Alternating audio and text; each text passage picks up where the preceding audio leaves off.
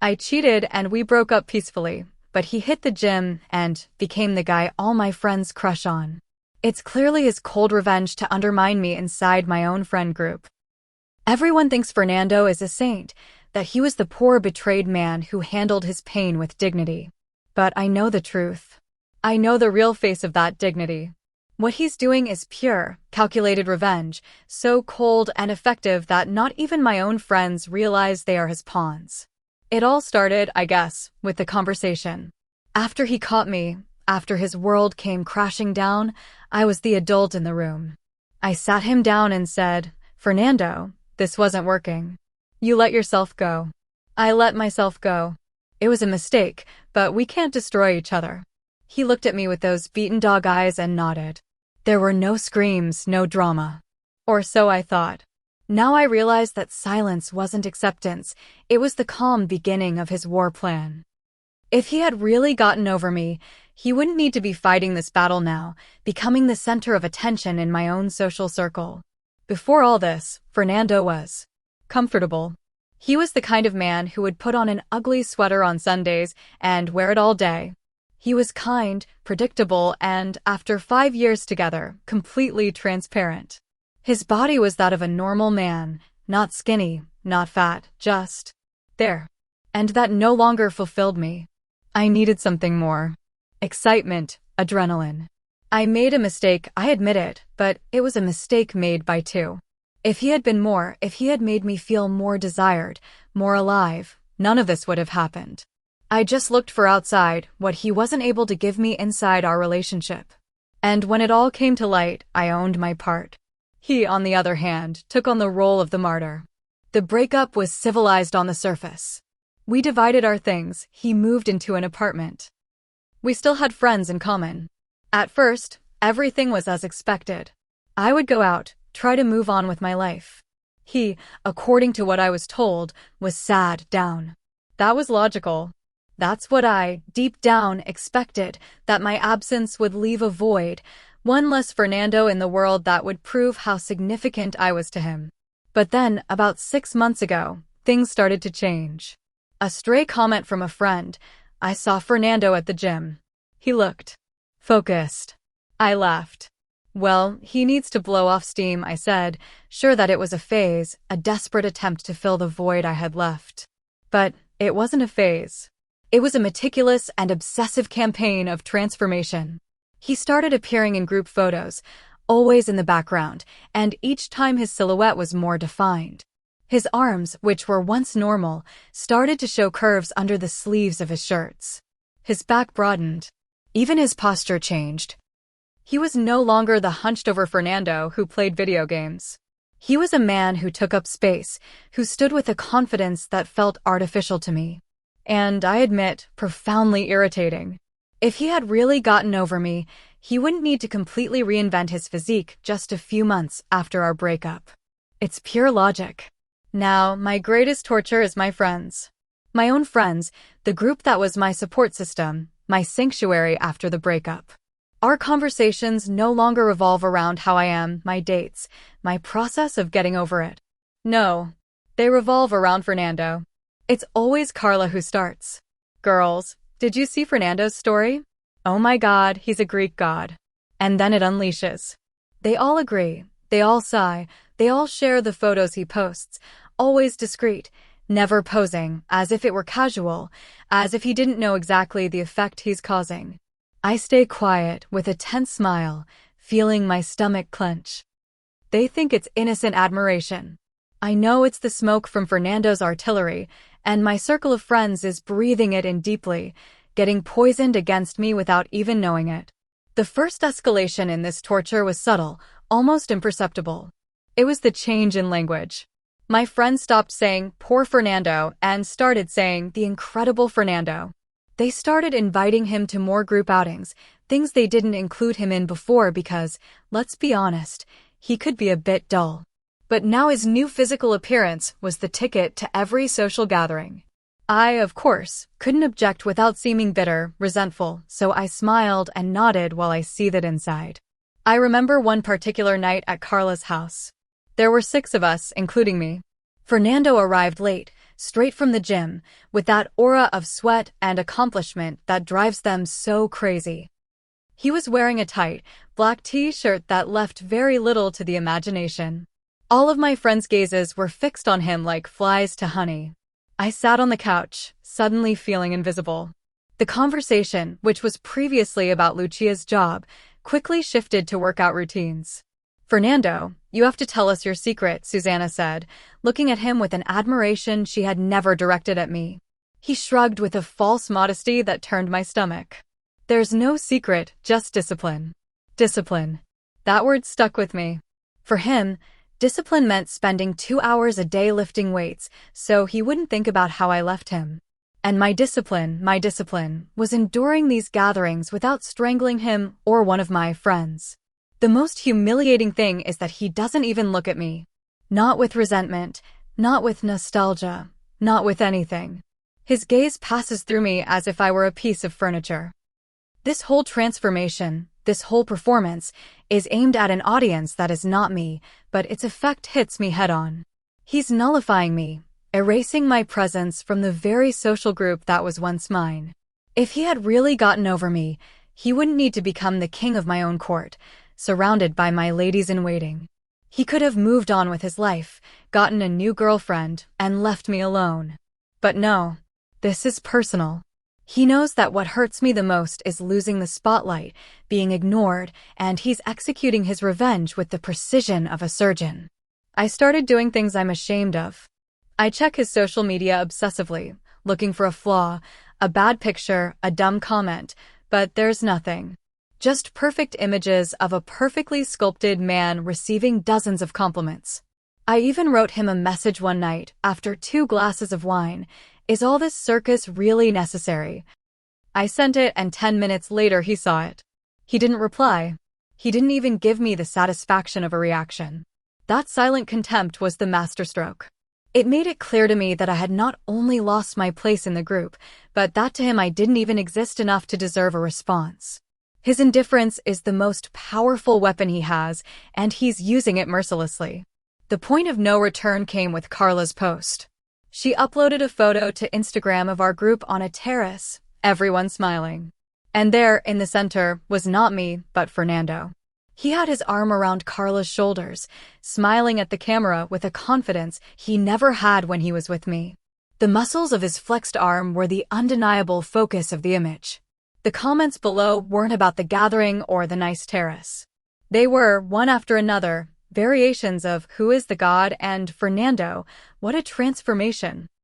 My comment, a simple "So good to see you guys," was lost in the sea of adulation for him. That day I knew it was no longer my group, it was his group. I was the intruder, the ex who still snuck into photos. I confronted Carla the next day, trying to sound casual. "Hey, I saw the photo. It seems you guys and Fernando have gotten thick as thieves."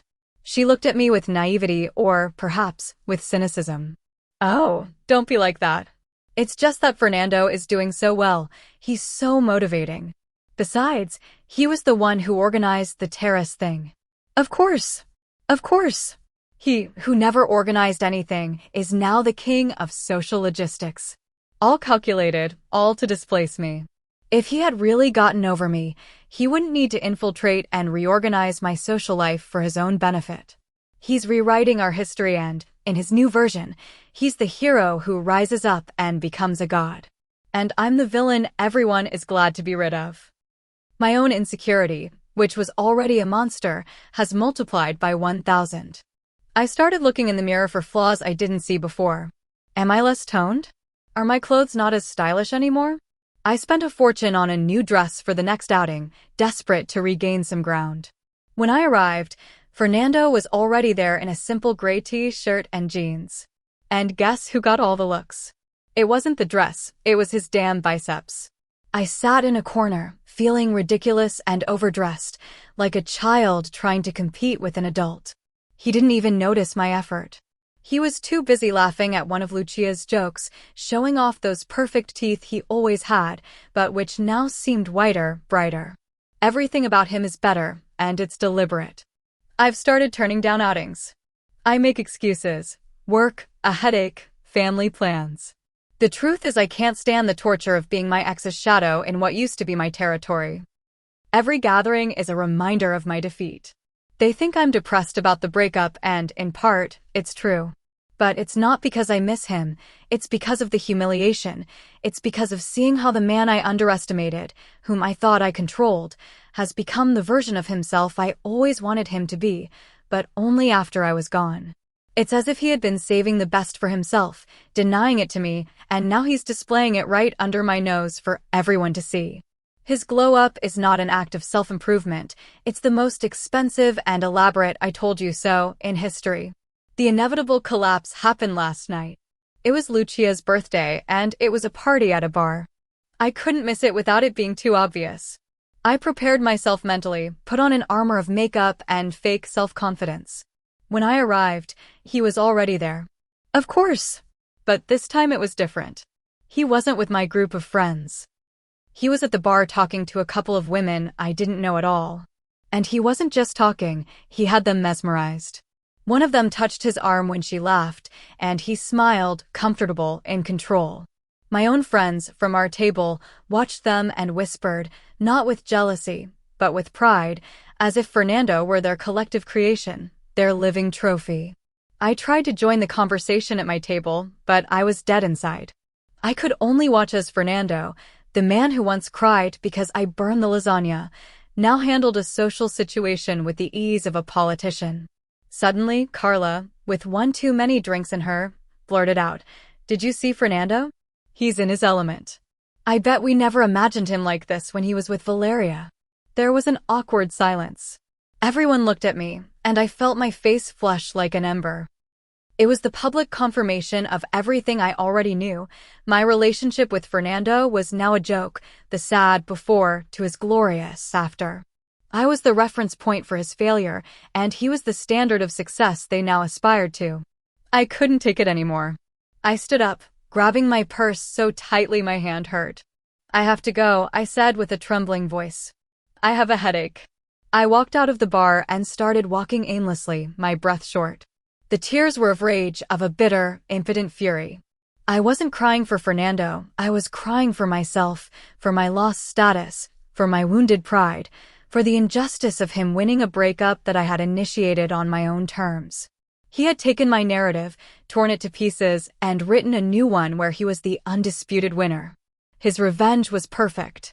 He hadn't insulted me, he hadn't defamed me, he had simply become so desirable that the memory of me became irrelevant. Worse, it became an obstacle everyone was glad to be rid of. I got home and, in an act of masochism, opened Instagram. There it was. Fernando had posted a story. It wasn't a picture of him, not directly. It was a picture of the sunset with an overlaid phrase that said, "The best revenge is massive success." He didn't tag me, of course, that would be too obvious. But the message was for me. I knew it. I felt it in every fiber of my being. That cheesy self-help book quote was the guided missile that finally hit its mark. He wasn't just getting revenge, he was enjoying it, and he wanted me to know.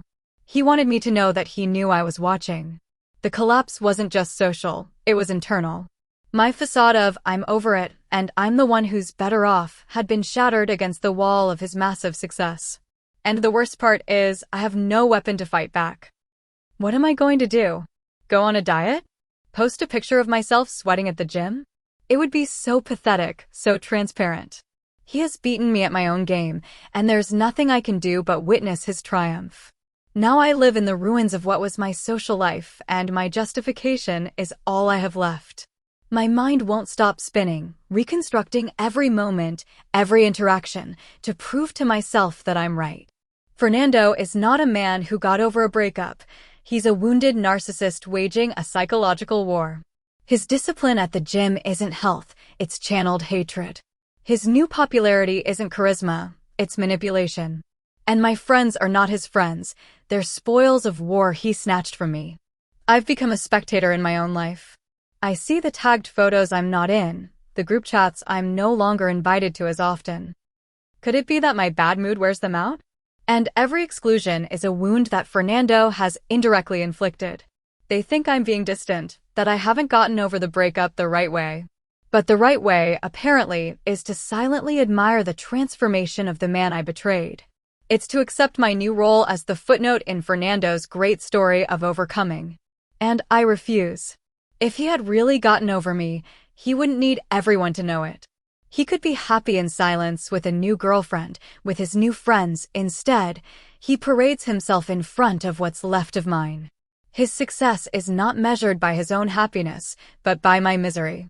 And God, how it works. I lie awake thinking about it. I look in the mirror and I no longer see the confident, desirable woman I was. I see the one who was left behind, the one who made the mistake of underestimating her opponent. He doesn't miss me. He has turned me into a reminder of how far he has come. I am his before, and he makes sure that everyone, including me, doesn't forget how impressive his after is. So here I am trapped. I can't confront him without looking like a crazy, jealous woman. I can't join in the adulation without betraying my own dignity. I can't find a new group because my entire social identity was tied to those women. Fernando, with his silent revenge, has left me with no ground beneath my feet. I admit what I did was wrong, but what he is doing is worse. It's prolonged torture, a slow-motion character assassination. He's the saintly martyr who got strong, and I'm the bitter witch who can't stand to see him shine. The injustice is perfect. And the most twisted part is that deep down, I know that if he had fallen apart as planned, I would feel much better. But no, he flourished. And his flourishing is my permanent winter. If he had really gotten over me, I wouldn't be here writing this, feeling his muscular shadow darken every day of my life. Popular Reddit comments on the main story. Anonymous User 1, your story is a masterclass in narcissism. It doesn't hurt you that Fernando is doing well. It hurts you that his well-being doesn't include you as the protagonist. You were comfortable in the role of the one who moved on to something better, while he was the sad memory. Now that the tables have turned, you can't stand it. What you call his revenge is just a man rebuilding his self-esteem without your permission. Your pain is not from losing him, it's from losing control of the narrative. OP's response, it's not about control, it's about respect. If he had really gotten over me, he wouldn't be using my friends as tools to hurt me. His transformation isn't organic, it's performative. Every muscle is a passive-aggressive message directed at me. No one else sees it. He knows exactly what he's doing. Anonymous User 2, let's break down your logic. 1. You cheat. 2. You impose an adult breakup where you dictate the terms. 3. Your ex, instead of rotting in misery as you expected, improves himself. 4. You interpret his self-improvement as a malicious attack on you. Don't you see the pattern? The universe doesn't revolve around you. Most likely, Fernando is doing this for himself, to heal, and you've been caught in the crossfire of his happiness because you refuse to leave the stage. OP's response, of course he's doing it for himself, but that for himself necessarily includes against me. You can't have one without the other. If he just wanted to heal, he would do it in private. But no, he posts it, he hangs out in my places, he seduces my circle. It's a public humiliation campaign disguised as self-improvement. If he had really healed, he wouldn't need the constant validation from my friends. Anonymous User 3, the most ironic thing is that your reaction is what's fulfilling his prophecy. If you had really gotten over him, his transformation would be indifferent to you. Instead, you're obsessed. You've given him total power over your emotional state. He's moving on with his life, and you're here writing pages and pages about him, giving him more importance than ever. Who is really obsessed with whom? Anonymous User 4, your friends are not traitors. They're people who admire a positive change in someone they know. The fact that you interpret it as a betrayal shows how little you value their individuality. To you, they're a choir that must praise you and only you. Fernando hasn't brainwashed them, he's given them something genuine to admire. And you, instead of doing something admirable, are dedicated to huffing from the sidelines. OP's response, they were my friends first. He was the quiet boyfriend who brought the drinks. Now they act as if he's the messiah of fitness and self-improvement. This is disloyal and yes, it's a betrayal. They let themselves be dazzled by a physique and forget the whole context, all the pain I went through in that relationship too. They only see the final product, not the resentment that drives it. Update 1. I decided I couldn't just stand by. If Fernando wanted to play dirty, I could play even dirtier. My plan was simple: reclaim my throne. If he could transform his body, I could transform my social life. I would organize the event of the year, something so brilliant and fun that it would make his physical transformation seem shallow and boring in comparison. I planned an 80s-themed party in my apartment with over-the-top decorations, karaoke, and cocktails with cheesy names. I invited the whole group, including, of course, Fernando. I wanted him to come. I wanted him to see how much fun everyone was having in my territory under my rules. The night of the party, everything started out well. People arrived, they laughed at the costumes. The karaoke was a hit. I was in my element, being the center of attention, the perfect hostess. But then Fernando arrived. And he didn't come in a ridiculous costume. He came in jeans and a simple white t-shirt that clung to his body in a way that made all the other costumes look childish. He didn't need to pose. His mere presence was a magnet. A group of my guests, including Carla and Lucia, crowded around him in the kitchen, laughing at something he said. I felt control slipping through my fingers. I turned up the music, trying to drown out their conversations. I started serving tequila shots to everyone with a desperate energy. "Come on, guys, this is a party," I shouted, but my voice sounded shrill, forced. People went back to the karaoke, but their eyes kept darting to the kitchen where Fernando was, calm and confident, without needing to shout or dress up to be interesting. The breaking point was when Carla posted a story on Instagram. It was a short video of Fernando explaining something about nutrition with the caption, "Learning from the weightlifting master." At my party. At my event that I organized. That was the last straw. I walked over to them with a smile that felt like a plastic mask. "Everything okay over here?" "Looks like you've started your own little party," I said, trying to sound playful. Fernando looked at me, and for the first time in months, there was a flash of something in his eyes. It wasn't anger, it was pity. "The party is great, Valeria. Good job." His compliment was the most condescending thing I've ever heard in my life. It sounded like a father congratulating his daughter on a mediocre drawing. I turned around and locked myself in the bathroom, fighting not to vomit the rage and tequila. My grand plan had failed spectacularly. Not only did I not reclaim my throne, but I provided him with the perfect stage for a new demonstration of his social superiority. I came out of the bathroom half an hour later, and the party was winding down. People were leaving, and several said goodbye to Fernando with hugs, not to me. My defeat was complete and public. Popular Reddit comments on Update 1, Anonymous User 5, "This update is dramatic poetry. You organized a party explicitly to one-up him and prove your worth, and you ended up handing him another victory on a silver platter. He didn't even have to try, he just had to show up. Your desperation to control the situation was so palpable that it scared away the very festive energy you wanted to create. He's a magnet. You're a repellent. It's a lesson in social physics." OP's response: "It's not fair. I put in the effort, the money, the organization. He just showed up to be judged, and for that he wins? For being a quiet, muscular wall? That's not charisma, it's luck. He was lucky that my friends are so superficial. My mistake was thinking I could compete in his manipulated game." Anonymous User 6, "The good job moment. Must have been devastating. It was the definitive acknowledgement that you're not in his league anymore. To him, you're the event planner of his life. You're useful for providing a stage where he can shine. You've been reduced to a supporting character in your own story. And the saddest part is, you did it to yourself." Anonymous User 7, "Is no one going to point out how pathetic it is to try to compete with someone's self-improvement by throwing an 80s party? While he's building discipline and health, you're building an altar to your own ego. It's no wonder your friends prefer his company. He offers inspiration, or at least he is. You offer tequila and drama." OP's response: "It was a fun party. Is life all about protein and reps? It seems everyone has forgotten how to have fun without a life lesson attached. Fernando has turned everything into a boring, sanctimonious competition. I just wanted us to have a good time, but he has to turn even that into a demonstration of his evolution. It's exhausting." Final update. The catalytic event, the one that finally made me understand that this war was lost, happened last week. It wasn't drama. It was something worse, absolute indifference.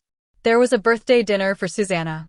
I found out from a group that I realized with a punch to the gut, I was no longer a part of it.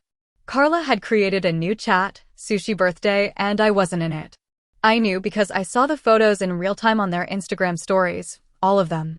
And Fernando, of course, at the center of the table, smiling. Something in me broke. It wasn't anger anymore, it was an icy void. I picked up the phone and with a calmness that scared me, I dialed Fernando's number. I hadn't done it in almost a year. He answered on the third ring. Hello. His voice was clear, neutral. He didn't sound surprised. What do you want from me, Fernando? I blurted out without preamble. My voice wasn't shaking. When are you going to stop? When will you consider your revenge sufficient? There was a silence on the other end of the line, then a sigh. Not a sigh of exasperation, but of pity. Valeria, he said, and his tone was so pitifully sincere that it hurt more than any insult. It's not revenge. I haven't thought about you in months. The sentence pierced me like an icy knife. It was the one thing I wasn't prepared to hear. I expected him to admit his hatred, his plan. That would have made it real. It would have made him the villain of my story. But his indifference was total annihilation. That's a lie, I whispered, without conviction. All of this. The gym, hanging out with my friends. I did this for me, he interrupted gently. And they're not your friends, they're my friends too. Now, life goes on, Valeria. You should try to make yours go on too. And then, before I could answer, he said, I have to go. Take care. And he did. The click was the most definitive sound I have ever heard in my life.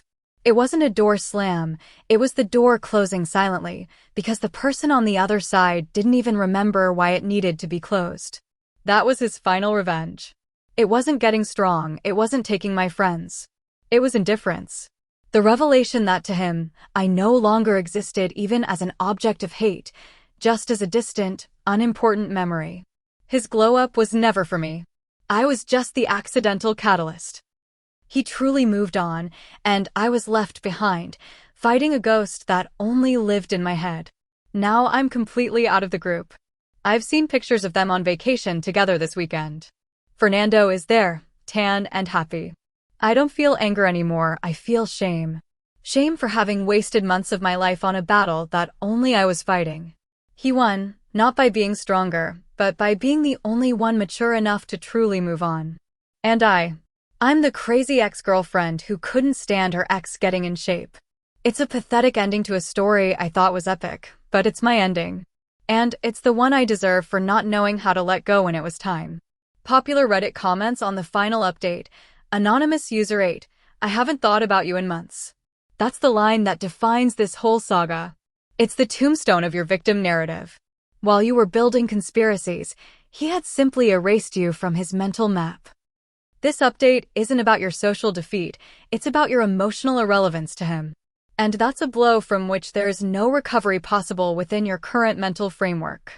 Maybe, just maybe, this is the beginning of a real awakening for you. Anonymous user 9, welcome to rock bottom. It's an ugly place, but from here the only way is up. You've hit bottom by realizing you're the villain of your own life. Fernando didn't do this to you. You did this to yourself. Every obsession, every check of his social media, every desperate party was a nail in your own social coffin. Now, you finally see it. The way forward is to stop looking at Fernando and start looking at yourself, but for real, without the filter of how you compare to him. OP's response, you're right. I know. It's the most humiliating thing I've ever had to admit, but you're right. I was so obsessed with being the one who won the breakup that I didn't realize he had stopped playing a long time ago. I was consumed by a competition that only existed in my head. Now I'm alone and my friends weren't such great friends after all. I have to start from scratch, and this time it has to be for me. Not to prove anything to anyone. Anonymous user 10, this is the closest to self-awareness we've seen on this whole journey. Seize this moment. It's painful, but it's true. Stop writing about Fernando. Stop stalking him. Block him everywhere if you have to. Focus on finding a hobby, a goal, something that makes you proud of yourself, that isn't connected to the approval of others. The lesson here isn't that Fernando is better than you. The lesson is that the only person you should be competing with is the person you were yesterday. OP's response: that's it. The competition was with myself the whole time, and I lost. I lost months of my life. I'm not going to thank you for your harsh comments, but maybe I needed them.